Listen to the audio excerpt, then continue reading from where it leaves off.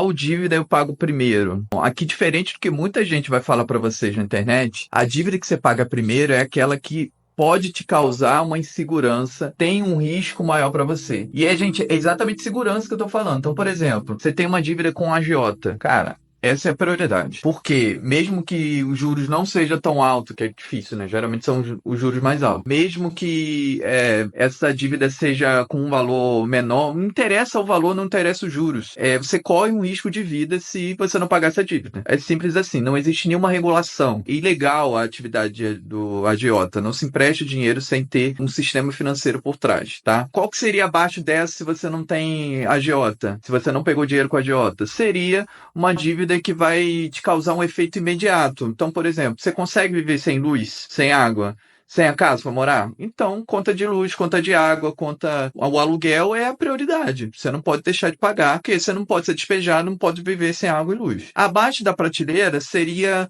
aquelas dívidas que pode causar um efeito legal, como por exemplo, se você tem um imóvel, dívida de IPTU, de condomínio, ou financiamento da casa, qualquer coisa que você corra o risco de perder um patrimônio. Principalmente no caso do imóvel, se você tem mais de um imóvel, tá? Porque tem toda uma legislação que protege quando você tem um imóvel único.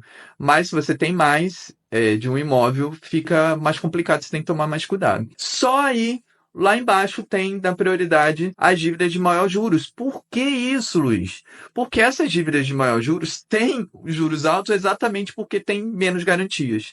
O que vai acontecer com você se você não pagar essas dívidas? Você vai ficar com o nome sujo. É horrível ficar com o nome sujo?